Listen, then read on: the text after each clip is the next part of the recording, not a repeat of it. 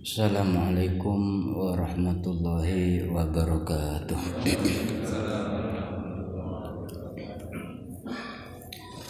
Bismillahirrahmanirrahim.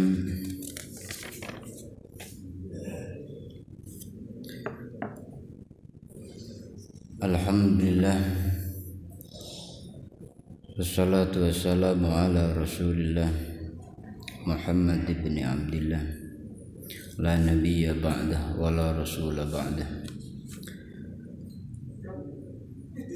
Asyhadu an la ilaha illallah wahdahu la syarika lah. Salatan tunjina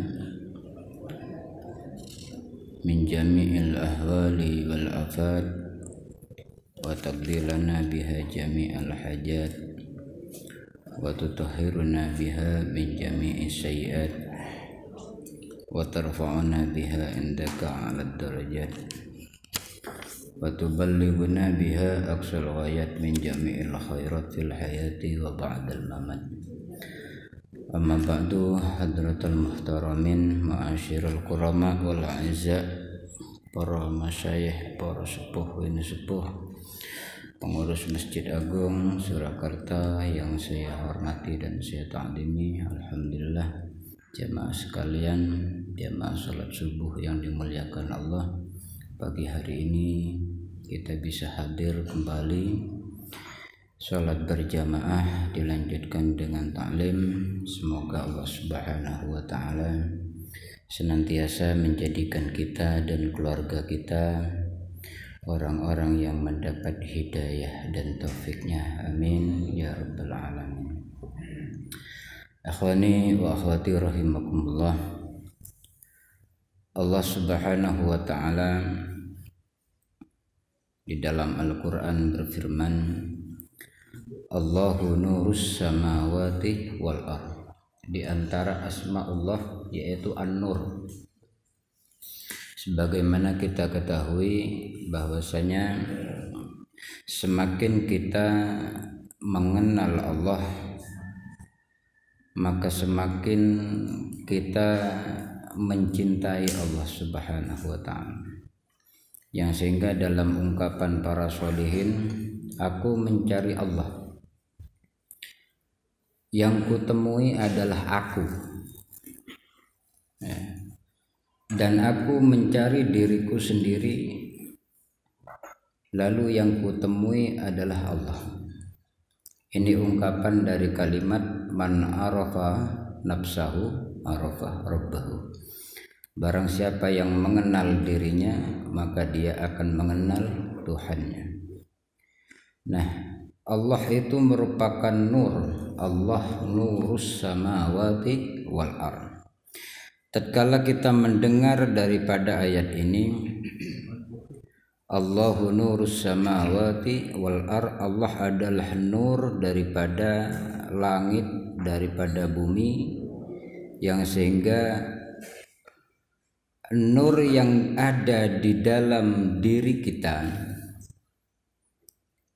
pada hakikatnya lebih bersinar daripada nurnya matahari, daripada nurnya rembulan, bahkan daripada semua nur yang ada di dunia ini. Kenapa? Karena nur yang ada di dalam diri kita adalah nurnya Allah. Dan nurnya Allah ini yang ada pada diri manusia itu ada dua. Sehingga Syekh Ibn Athaillah mengatakan, anwarun utawi piro-piro nur, uzina kang den izini opalahan nur, fil wusuli ing dalem melebu, ing dalem wusul nyampe, wa anwarun lan pira-pira nur udina kang den idini apa laha anwar fid duhul yang dalam melebu ai fil qalbi. Jadi hati itu, nur itu di dalam hati kita itu ada dua, nurnya Allah. Ada yang nur udina laha fil wusul, nurnya Allah hanya nyampe ke hati kita, tapi tidak masuk. Wa anwarun udhina laha fid duhul, dan ada nurnya Allah itu nyampe ke hati kita dan masuk ke dalam hati. Jadi perbedaannya, ada nur Allah yang hanya sampai di hati tapi tidak masuk, mung di luar tapi nyampe ke hati. Wa udhina fid duhul, dan ada nur yang sampai ke hati dan masuk. Ini perbedaannya sangat jauh sekali. Ibaratkan ada seseorang datang dari luar kota nyampe ke Masjid Agung Solo, nyampe. Umpama ada di depan masjid, di halaman masjid, pelataran masjid, kira-kira orang ini dinamakan nyampe apa enggak? Nyampe. Kenapa? Karena sudah melihat Masjid Agung Surakarta. Bahkan selfie, ya selfie, diupload, ini aku nyampe Masjid Agung, tapi tidak masuk. Tahunya hanya dari luar dong. Dia ada di dalam tidak paham. Di dalam itu ada taklim, di dalam itu ada Al-Quran, ada sajadah, ada mimbar, ada mihrab dan lain-lain. Sementara kalau di luar, dari luar kok beda dari yang dalam. Ini perbedaan yang sangat paradoks sekali.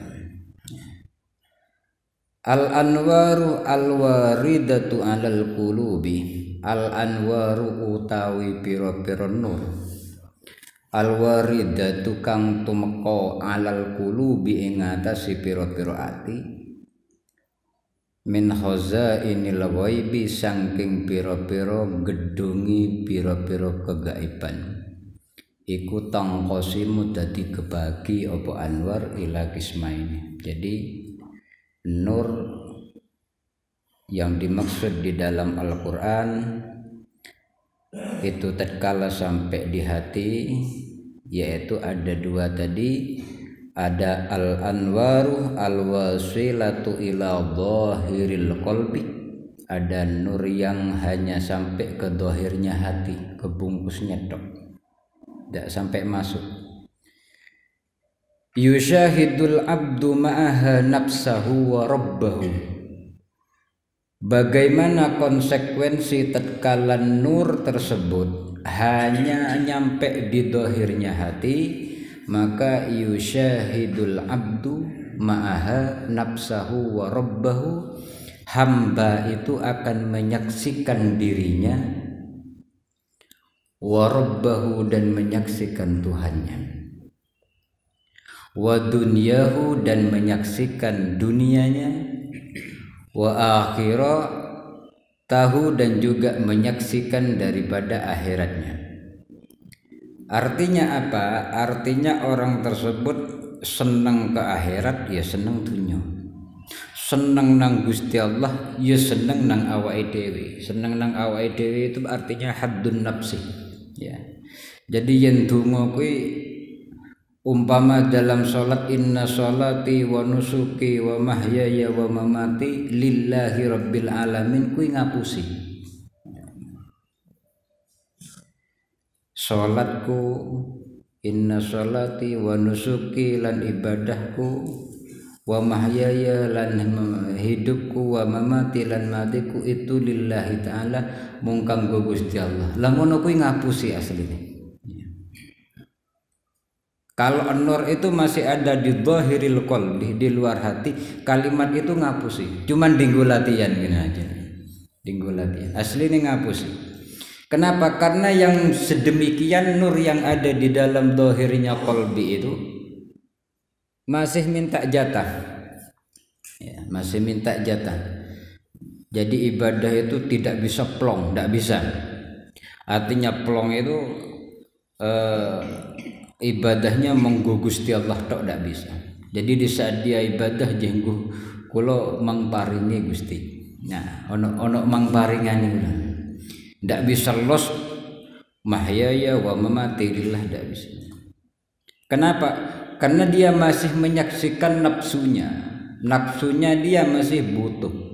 haddun nafsinya masih.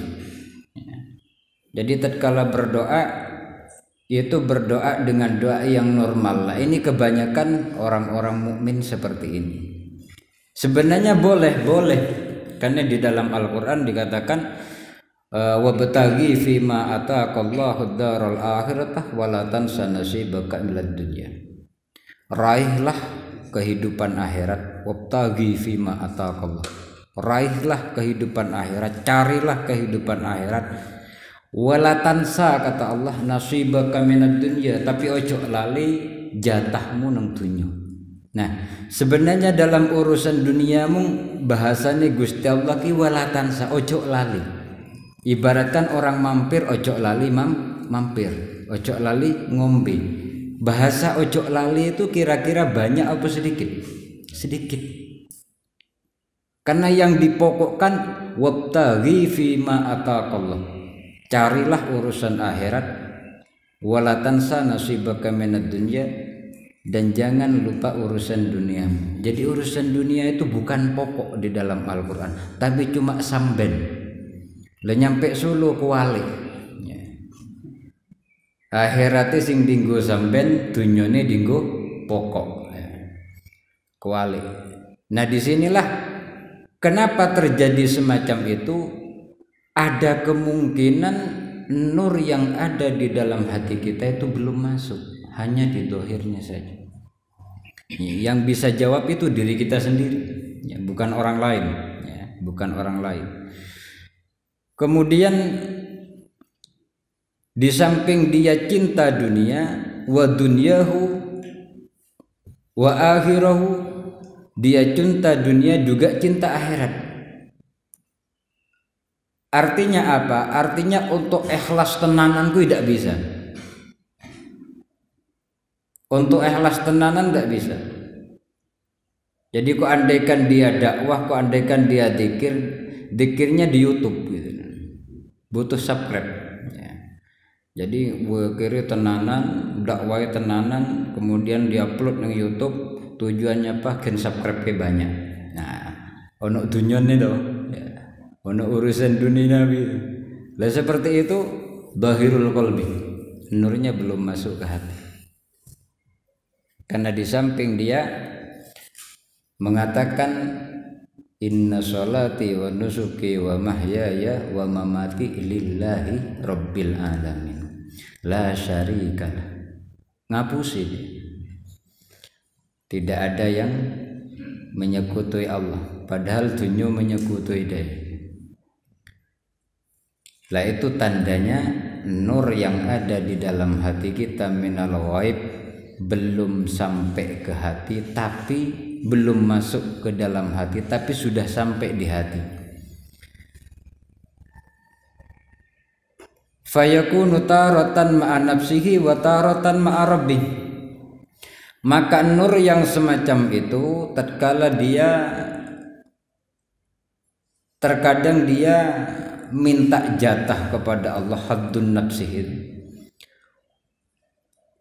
wa taratan ma'a rabbih, tapi terkadang dia yo nangis munajat kepada Allah. Allahumma inna nas'alukal ismah fil harakah was sakanah wal kalimah, munajat kepada Allah. Malam nangis. Mbuh nangis mergo akeh utang apa mergo dosa ora mudeng. Pokoke nangis. Wa taratan ma'a rabbih, munajat dia. Wa turun yas'a fil amal li akhiratihi wa ya'mal fi umuri dunyahu, dan terkadang dia urusan duniawi dan juga terkadang urusan ukhrawi. Artinya bukan bentuk zahirnya yang dimaksud, tetapi batinnya, ya, batinnya. Dia masih mencari urusan duniawi, dia juga minta jatah dalam urusan haddun nafsih kepada Allah, tapi juga satu waktu dia minta dalam urusan akhirat kepada Allah. Itu namanya nur al-waridah ala dhawahiril qalbi. Wal anwar ad-dahilah ala shamimil qalbi. Kemudian yang kedua, nur yang masuk ke telenge ati. Apa telenge ati? Ya poe ati, jerone ati. Waswaidaihi la yadharu fiha illa wujudullahi ta'ala, illa wujudallahi azza wa jal, falidzalika la yuhibbu siwah wa la ya'budu illa iya. Kalau nur tersebut sudah masuk ke dalam telenge ati, sanubari katakan, maka la yadharu fiha illa wujudallah, maka tidak ada yang tampak di dunia ini kecuali Allah. Falidzalika la yuhibbu siwah, dengan demikian la yuhibbu siwah, maka dia sudah tidak mencintai selain Allah. Wala ya'budu illa iya, dan tidak menyembah selain Allah. Nah, ini yang dimaksud min kamalil iman. Di antara sempurnanya iman adalah mencintai Allah wa rasuluh, dan juga rasulnya lebih dicintai daripada keluarganya, hartanya, dan juga dirinya. Ini yang dimaksud kamalul iman. Nah, orang-orang soleh itu seperti itu, para solihin seperti itu, para sahabat seperti itu. Oleh karenanya tatkala Abdurrahman bin Auf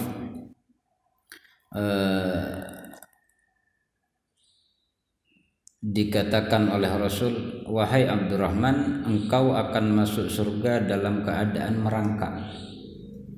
Kita tahu Abdurrahman bin Auf adalah salah satu sahabat Rasul yang kaya raya. Kamu akan masuk surga dalam keadaan merangkak karena kaboten bondo. Ki cocok nggo wong sugih-sugih patokan.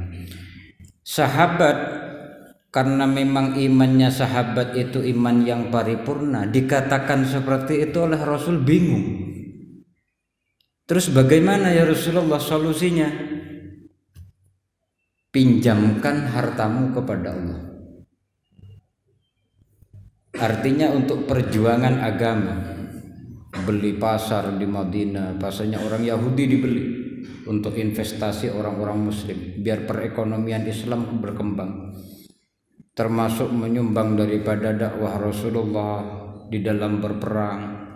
Bahkan ya, saking takutnya Sayyidina Abdurrahman bin Auf, di saat dia akan meninggal, dia sampai mengatakan apa? Ya Allah, jangan sampai hartaku ini menjadi beban dan menjadi penghalang untuk masuk surga. Dan Abdurrahman bin Auf adalah sahabat yang memang dijamin masuk surga oleh Rasul Shallallahu Alaihi Wasallam. Akan tetapi berangkatnya ke surga itu kata Rasul merangkak karena kaboten bondo. Ini sahabatnya Rasulullah masih kayak gitu. Karena dikatakan seperti itu ketakutan, yang sehingga apa? Harta-hartanya daripada Abdurrahman bin Auf diinfakkan kepada orang-orang yang berjuang di jalan Allah, termasuk kepada Ahlul Badar saat itu, di mana orang-orang sahabat-sahabat Ahlul Badar yang di saat itu ikut perang Badar itu dikasih uang, dikasih harta yang banyak oleh Abdurrahman bin Auf. Dikatakan bahwasanya wa fi kulli wahidin minhum arba'amiati dinarin. Jadi per orang-orang ahli Badar yang dikasih uang oleh Abdurrahman bin Auf itu per orangnya 400 dinar. 400 dinar itu berapa? Paham? 400 dinar. Pahami rupiah ya kalau Indonesia. 1 dinar itu 4,2 gram emas 1 dinar. Jadi kalau umpama emas sekarang 100.000, berapa emas sekarang? Bapak-bapak era mudeng emas ya. Biasanya ibu-ibu berapa ya? 1 jutanya nih. Insya Allah. Kalau satu dinar itu 4,2 gram, anggaplah dibulatkan menjadi 4 juta per dinar. Ini 400 dinar. 4 juta ping 400.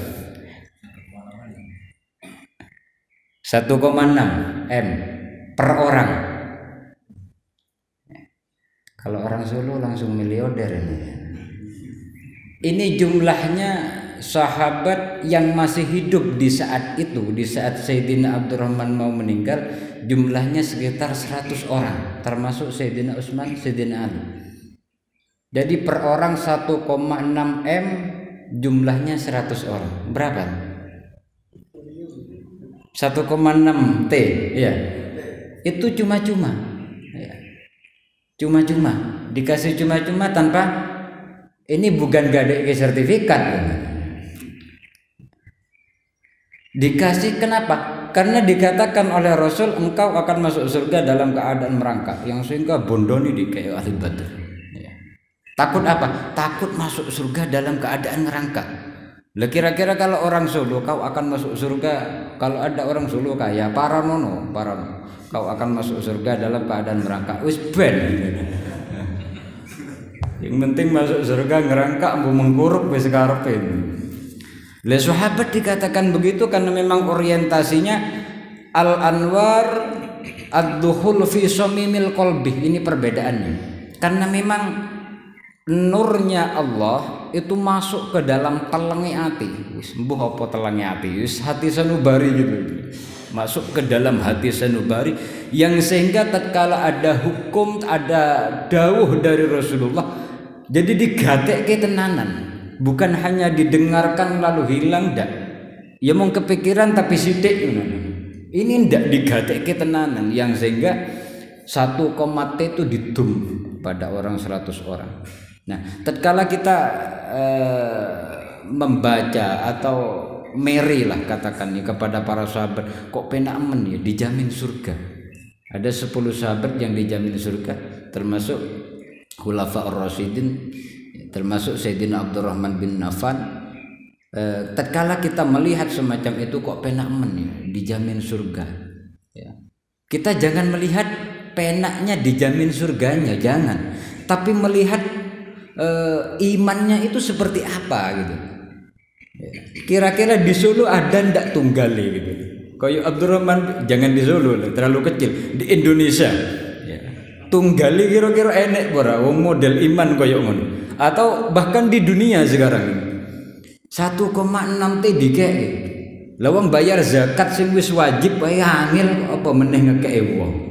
Zakat iki dijaluk ya angel. Apa meneh bukan zakat. Lah koyo ngono pengen dijamin surga. Koyo meri kepada para sahabat. Lah itu perbedaan. Jadi sama-sama iman tapi kualitasnya berbeda. Sama-sama mengenal Allah tapi kualitasnya berbeda. Sama-sama ma'rifat kepada Allah tapi ma'rifatnya berbeda. Makanya Allah Subhanahu wa taala tatkala menghendaki seseorang, ini urusan iradah, bukan urusan kudrah ya.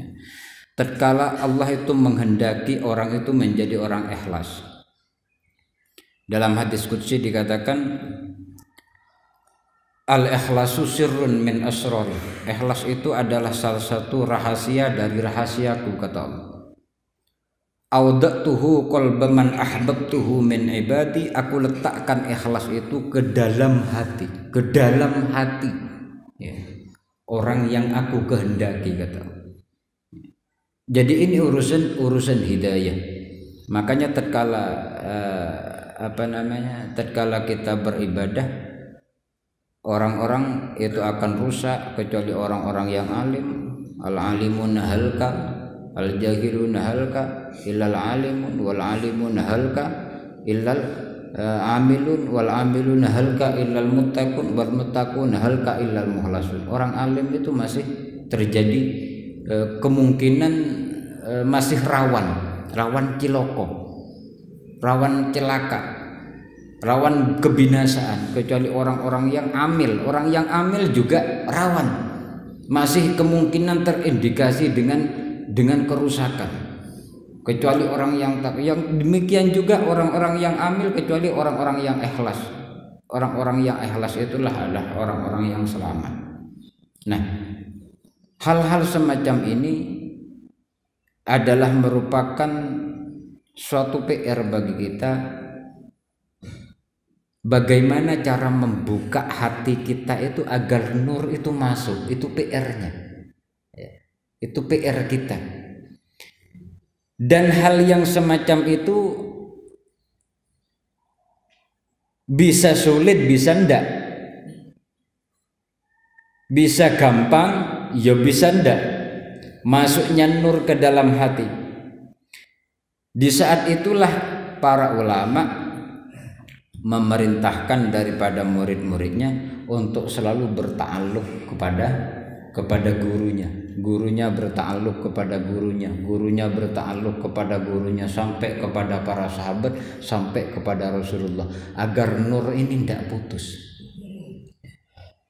Atau di dalam istilah dalam ilmu thariqah dikatakan mursyid, pembimbing di dalam ibadah. Jadi mursyid itu pembimbing, bukan pembimbing haji, pembimbing di dalam ibadah kita sehari-hari, pembimbing di dalam membersihkan hati kita sehari-hari. Yang sehingga Rasul Shallallahu Alaihi Wasallam juga butuh pembimbing. Sebagaimana beliau mi'raj ketemu dengan orang yang wajahnya cantik, yang perhiasannya banyak, molek. Kemudian Rasulullah dipanggil, Muhammad kesinilah. Malaikat Jibril melarang, jangan ojo moro. Sapa kuwi Jibril? Kui dunyo yang pernak-perniknya, perhiasannya menggelapkan matanya umatmu. Yen kui moro umatmu bakal cilaka. Jadi keindahan dunia itu ibaratkan wanita yang cantik yang memakai perhiasan. Oleh malaikat Jibril Rasulullah tidak boleh moro walaupun dipanggil. Ini merupakan tarbiyah, murabbi namanya. Rasulullah saja butuh murabbi. Kurang alim seperti apa Rasulullah ya? Kurang hebat seperti apa Rasulullah? Tapi masih butuh murabbi, butuh pembimbing di dalam perjalanan kepada Allah Subhanahu wa Ta'ala.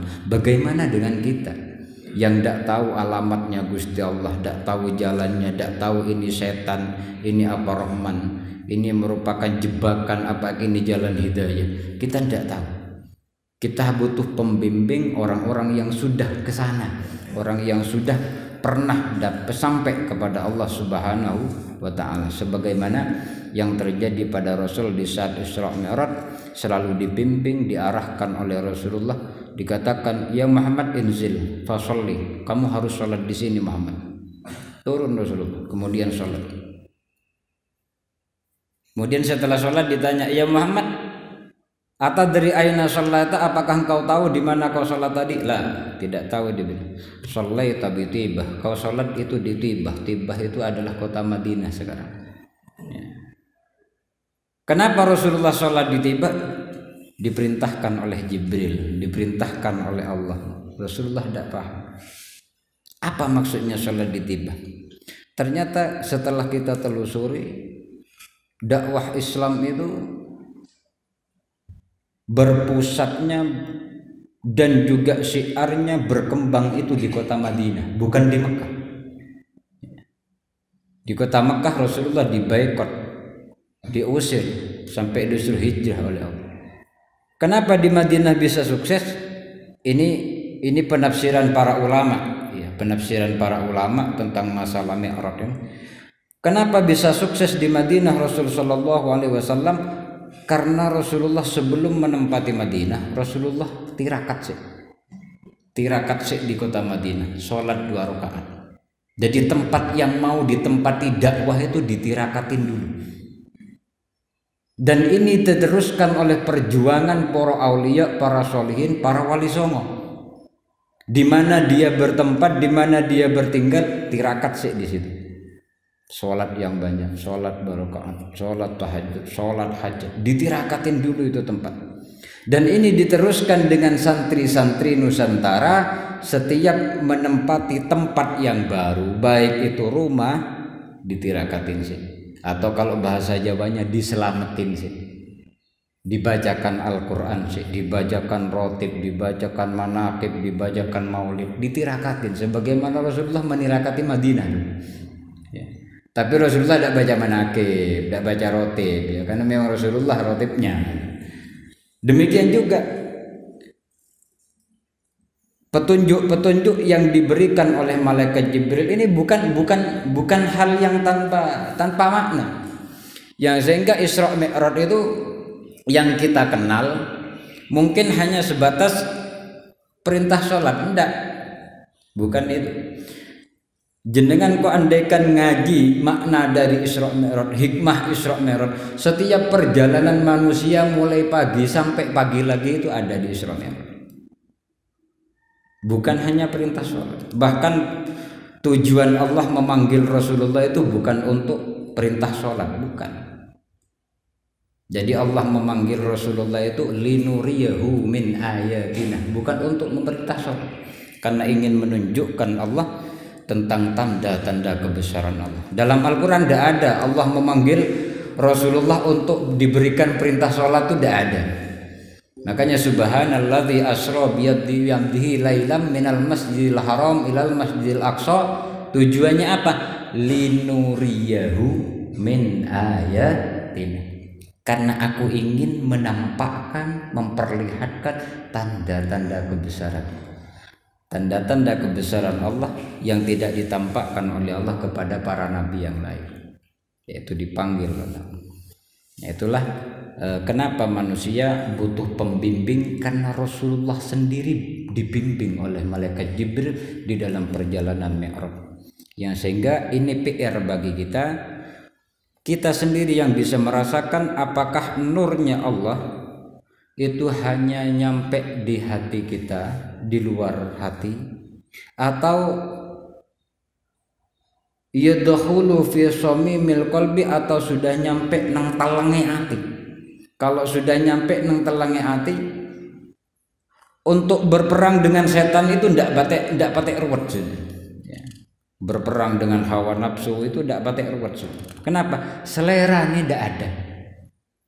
Umpamanya ada orang darah tinggi, pantangannya gulai kambing umpamanya. Ya. Waduh, nahan pengen kambing, nahan pengen gulai. Ya. Padahal ada pantangan darah tinggi. Nah, kalau orang sudah tidak selera dengan kambing, tidak selera dengan gulai, apaan yang mau ditantang?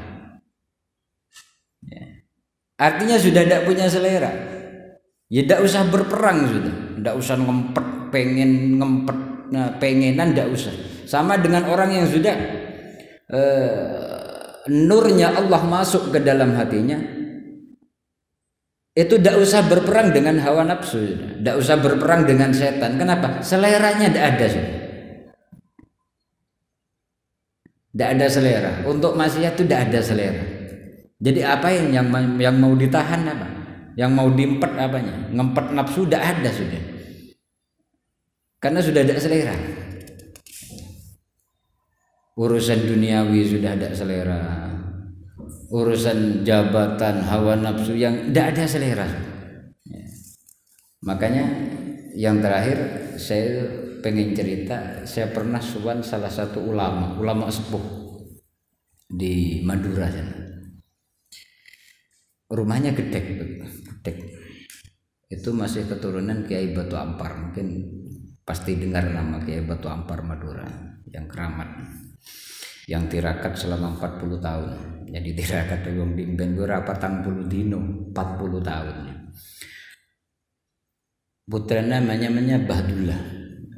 Putunya itu, putu keturunan Bahdullah. Bahdullah itu tempatnya di pinggir Barungan Pring begitu. Jadi di Barungan Pring ada rumah gedek begitu.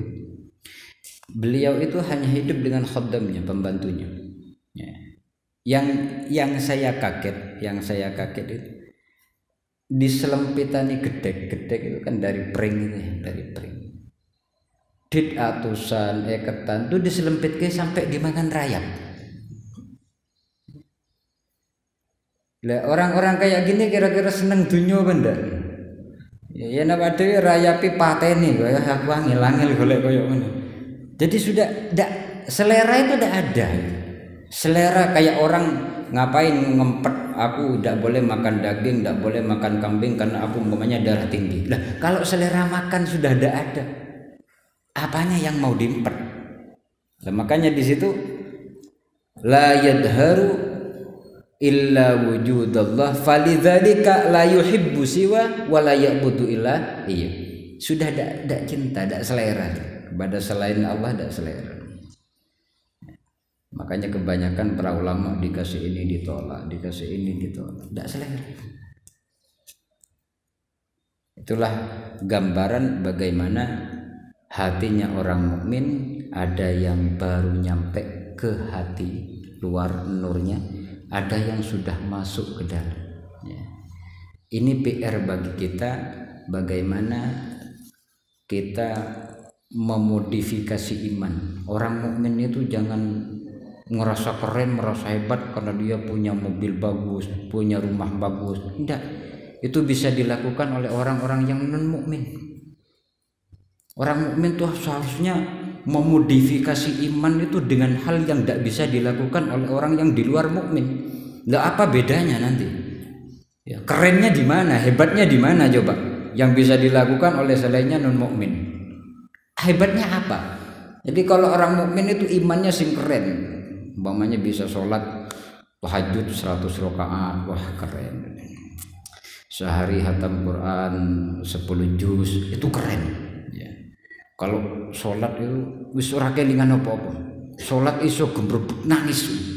Ya, kalau sholatnya Rasulullah itu setiap tempat sujudnya kata Sayyidah Aisyah itu teles terus sampai jenggotnya itu. Sampai Sayyidah Aisyah pernah tidur di depan Rasulullah sampai kebangun gara-gara apa? Gara-gara teles saking nangis. Itu keren. Imannya orang mukmin itu seperti itu. Yang perlu dibanggakan, amal yang tidak bisa ditiru oleh selainnya non mukmin. Kalau amal yang bisa ditiru oleh selainnya non mukmin, kerennya di mana aja? Tidak ada kerennya. Jadi kita harus mencoba sesuatu yang tidak bisa dilakukan oleh orang non mukmin, atau bahkan tidak bisa dilakukan oleh orang lain. Ya. Disitulah ujian kualitas daripada keimanan kita kepada Allah. Malam hari kita munajat kepada Allah, ya Allah, Anta Rabbi, itu munajatnya orang saleh. Anta Rabbi wa ilmuka hasbi, Engkau Tuhanku, Engkau Maha Tahu, hamba adalah yang sangat hina. Anad dhaif, anad dalil, anal hakir, antal qawi, Engkau yang Maha Kuat. Itu munajat, curhat nang Gusti Allah. Orang-orang soleh itu kalau malam curhat nang Gusti Allah. Curhati orang nang koncone, orang nang bose. Apa meneh bolone sing padha kirene, wah dicurhatin malah tambah mumet. Malah dicurhati genti kok. Biasa susah siji kok tambah loro. Jadi curhat itu nang Gusti Allah kalau malam itu curhatnya para sholihin. Mudah-mudahan kita diberi hidayah oleh Allah Subhanahu wa taala. Ditambahkan keimanan dan ketakwaan kita kepada Allah Subhanahu wa taala, dijadikan kita orang-orang yang mendapatkan iman yang fil qalbi, dakhilun fil qalbi fi samimil qalbi. Demikian juga anak istri kita, keturunan kita, dzurriyyah kita, mudah-mudahan digolongkan di dalam orang-orang yang ahli tuqa wa ahlul iman wa ahlul ma'rifah wa ahli husnul khatimah wa ala hadiyin niyah bisiril Fatihah.